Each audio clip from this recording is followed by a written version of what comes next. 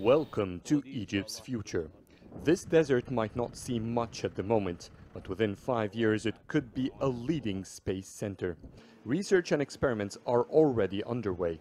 Lenses and circuits built here are being tested for durability in this space environment simulator, and in few years the government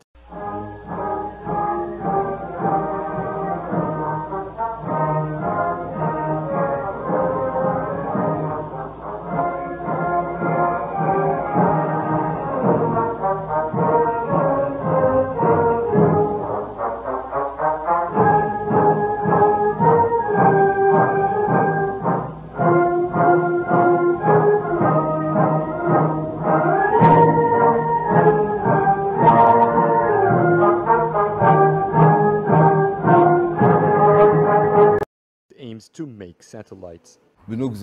We're confident that we now have the capabilities to manufacture satellites.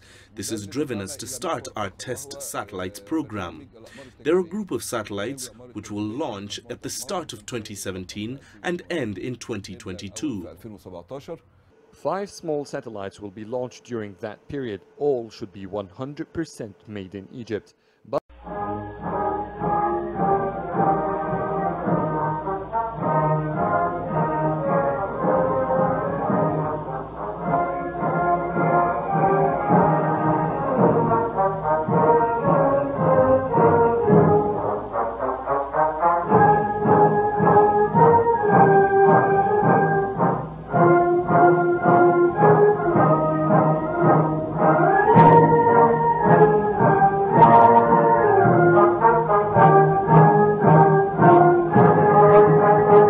But before official manufacturing, China will teach Egypt assembly.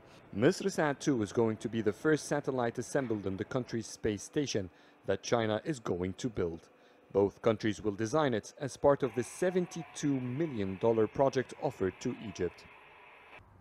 Supporting such a program will help Egypt in having a true sustainable development. From that, the cooperation was evident between our two countries and a promise of a continued Chinese support to Egypt's space program. Egypt has been pursuing a space program since 1998 and has continued investing despite government budget strains. The new plan should provide a vital boost. This stage came in very late and it has burdened our plans. There will be no development or efficient use of our resources without satellite imaging. That's why we look forward to optical satellites. And acquiring satellites with all their application is what we aim to achieve. Last December, African countries agreed to create an African Space Agency. Egypt proposed a plan and offered to host its headquarters. Egypt is about to take a great leap in space sciences and their application, a crucial step for the country's development. And this National Association for Remote Sensing and Space Sciences is going to be the hub for that space program that will serve not just the country, but the Middle East and Africa. Adel Mahroui, CCTV, Cairo.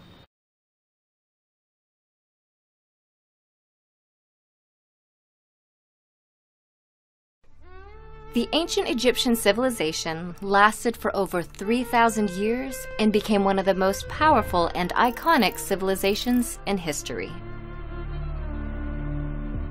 At its height, ancient Egypt's empire stretched as far north as modern-day Syria and as far south as today's Sudan. But long before it was an empire, ancient Egypt was a series of small, independent city-states that bloomed along North Africa's Nile River. The city-states were divided into 2 regions and named according to the flow of the Nile. Upper Egypt in the south, which was upstream, and Lower Egypt in the north, which was downstream. By about 3100 BC, the 2 halves united, thereby creating one Egyptian state that lasted for millennia. The reign of this civilization can be divided into 3 major periods of prosperity, called the Old, Middle, and New Kingdoms, and 2 periods of instability in between, called the First and Second Intermediate Periods. Guiding the Egyptian people was a succession of about 300 rulers, often referred to as pharaohs. Pharaoh, which means great house in Egyptian, was never the ruler's formal title. it only became synonymous with a ruling individual in modern times, thanks to its use in the Hebrew Bible. These rulers, who were not always men, nor Egyptian, were considered protectors of the people and served as divine liaisons between humanity and the hundreds of gods they worshipped. After the rulers passed away, ancient Egyptians believed they then became gods. To prepare their journey into the afterlife, the rulers constructed elaborate tombs, including the Great Pyramids at Giza and underground mausoleums in the Valley of the Kings.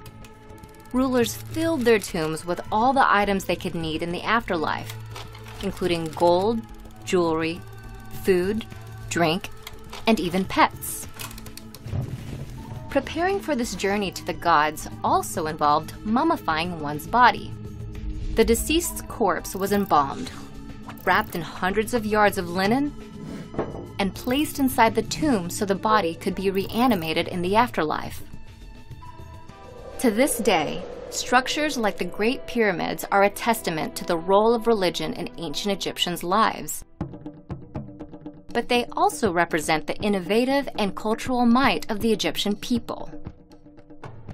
Innovations in mathematics and written language in particular propelled their civilization to success. Math, specifically measurement mathematics, helped Egyptians understand and harness their world with numbers like no other civilization had before. They developed a new form of measurement called the cubit. It was used to design massive structures, such as the Great Pyramid, with remarkable geometrical precision. The Egyptians also measured time. By combining mathematics with astronomy, they established a 24-hour division to the day and created a solar calendar, which was the first dating system in history to feature 365 days in one year. Lastly, Egyptians developed methods to measure and survey land around the Nile River. These civil engineering feats made way for the construction of dams, canals, and irrigation systems that helped farming and agriculture to flourish in the Nile Valley. In addition to mathematical concepts, the ancient Egyptians also created written languages to describe the world around them. The oldest and probably most well-known of these is hieroglyphic writing. This system was developed around 3150 BC during the Old Kingdom and has over 700 pictorial characters. It was used to inscribe monuments and pottery and predominantly served a decorative or ceremonial purpose. Soon after, another ancient form of writing, called hieratic, developed out of the hieroglyphic system. It was a form of cursive that was written in ink and served a more functional purpose.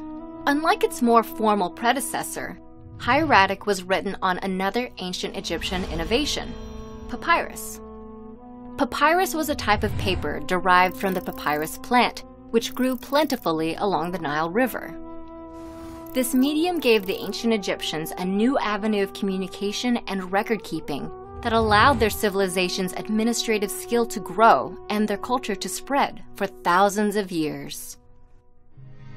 As with all great empires, ancient Egypt came to an end. It was eventually conquered after a series of invasions, including those by the Persian Empire in the 4th century BC and the Roman Empire around 30 BC. Not many civilizations can claim a lifespan of over 3,000 years, let alone one that made vast cultural contributions that still resonate in modern times. Ancient Egypt, with its linguistic and mathematical innovations, spirituality and religion, and extensive political and military might, set a high standard for all civilizations that followed.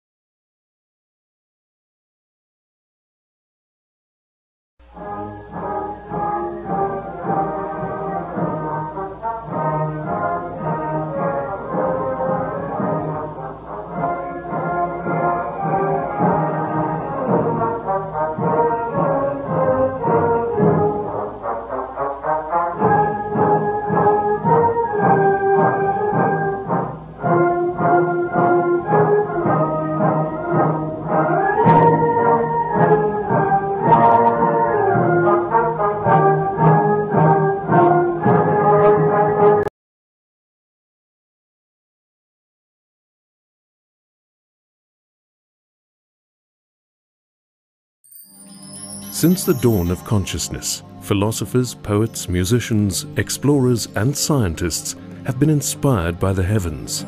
This laboratory of the open night sky could be studied by anyone yearning to understand its secrets and significance to our daily lives. The birth of Islam in the 7th century, however, invited an even closer investigation of this celestial shroud, producing extraordinary spiritual, practical and intellectual benefit for mankind. For Islam, astronomers determined the time for prayers and the direction of Mecca from any place on earth. They produced a lunar calendar and determined the dates of Ramadan and Hajj. For society, astronomers determined the length of a year, the seasonal landmarks for the successful cultivation of crops, and they created accurate tools for navigation over land and sea.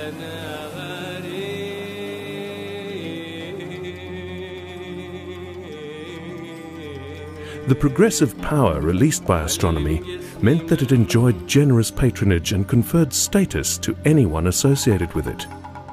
With this support and breakthroughs in related sciences like trigonometry, astronomy blossomed into one of the most prestigious and practical sciences of this time.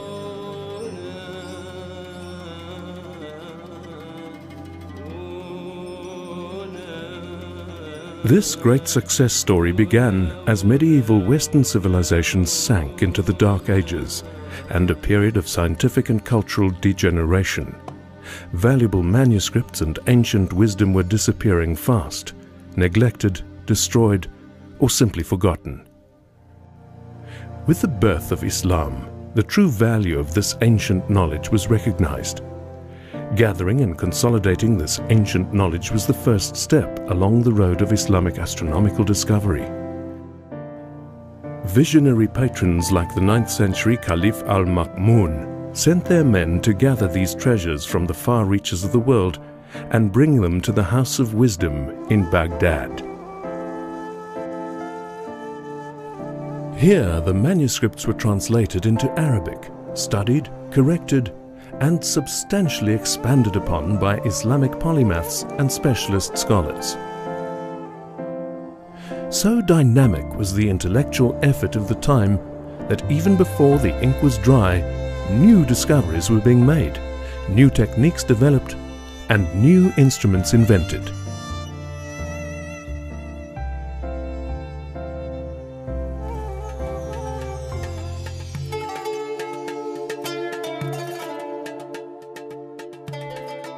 Among the first manuscripts to be translated were Eratosthenes' calculations of the circumference of the earth, and Ptolemy's great work known as the Almagest to Arabic scholars.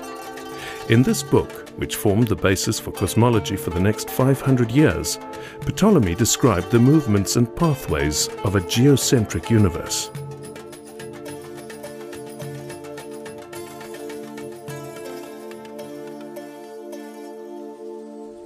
As Arabic was commonly spoken and written by most Muslims, sharing this newly found knowledge knew no boundaries. Islamic scholars soon distinguished themselves through their empirical, practical, and integrated approach to research.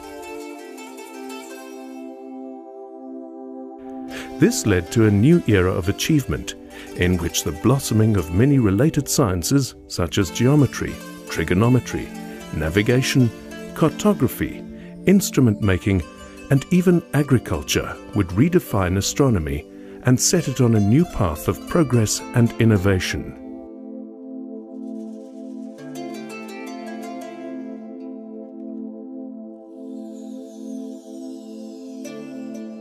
The Caliph al-Ma'mun was astronomy's first great patron and a key architect of this new era. He was the first person to create and build a formal observatory with a library, study, accommodation, and instrumentation workshop. His idea of a large fixed working observatory with dedicated scholars that worked with focus to produce detailed astronomical tables, accurate star charts, calculations of the position of the planets, lunar phases and eclipses, accurate estimates of the diameter, circumference, and inclination of the Earth, as well as information for calendars, was truly novel for the time.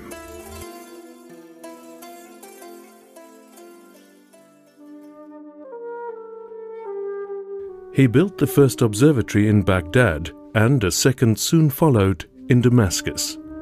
Other sophisticated Islamic observatories followed later, like the Maraha Observatory, founded by Hulagu Khan in the 13th century in Iran, the Ulugh Beg Observatory in the 15th century in Samarkand, the Malik Shah Observatory of Isfahan, the Tabriz Observatory of Ghazan Khan, and the short-lived Istanbul Observatory, established in the 16th century by Taqi al-Din.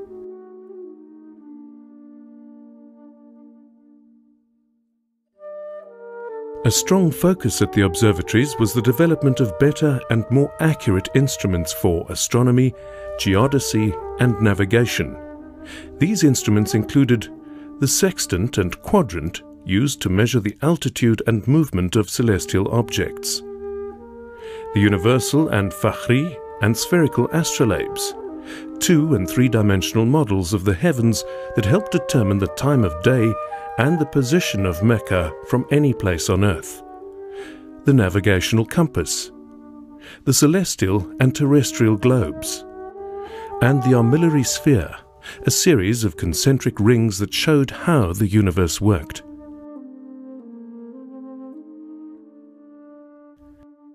Islamic scholars were the real pioneers of huge observational instruments that dramatically reduced the margin for error. The observatory at Damascus had a 6.1-meter quadrant and a 17-meter sextant. The Maraha Observatory also had many large instruments including quadrants, armillary spheres, and astrolabes.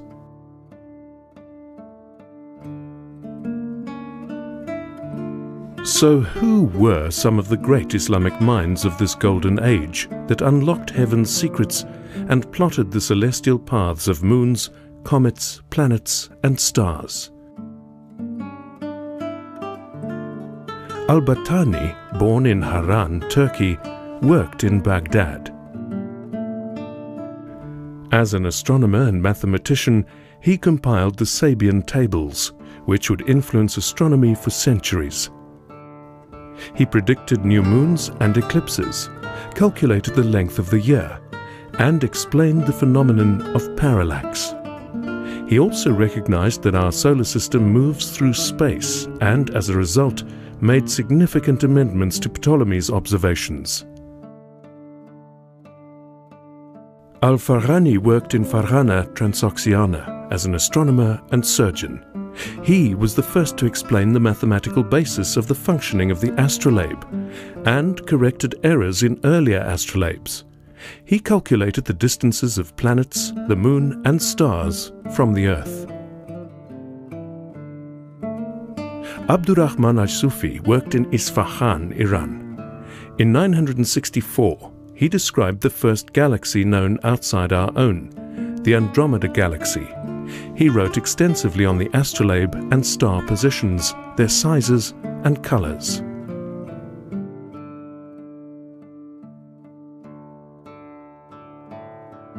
Ibn Yunus worked in Fustat, Cairo, Egypt, and compiled the Hikmat tablets. Using a large astrolabe nearly 1.4 meters in diameter, he recorded over 10,000 entries for the sun's position over a 30-year period.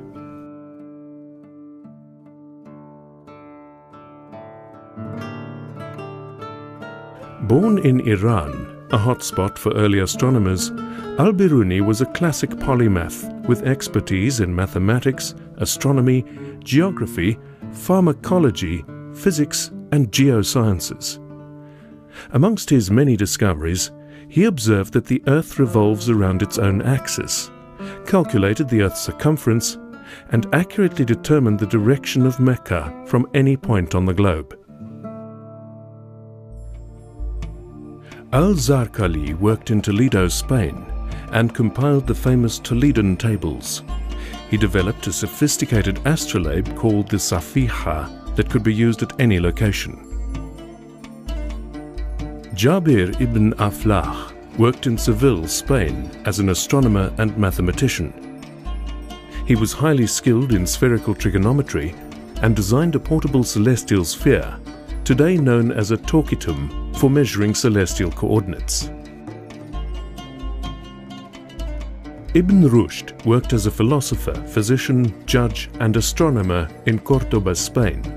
Not only was he one of the most famous Muslim medical doctors, but he also discovered sunspots.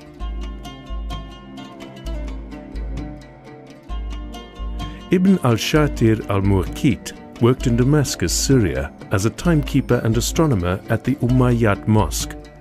He made many corrections to Ptolemy's calculations on the movement of the moon.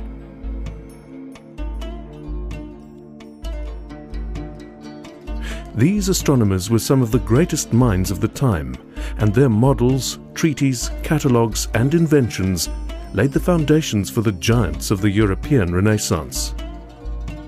Nicholas Copernicus frequently referred to the works of al-Battani and al-Zarqali in his famous book De Revolutionibus.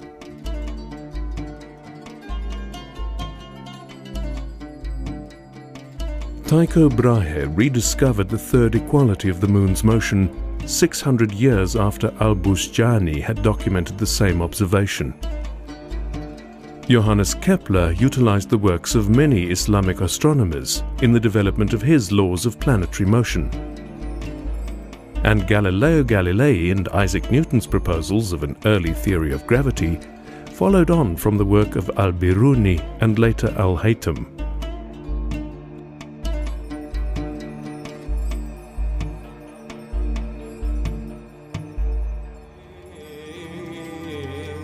Today, the rich legacy of these Islamic greats lives on in the 13 features of the moon, named after Arabic astronomers, in the 165 stars with Arabic names, and in the many astronomical terms like zenith, azimuth, apogee and qibla, all derived from Arabic words.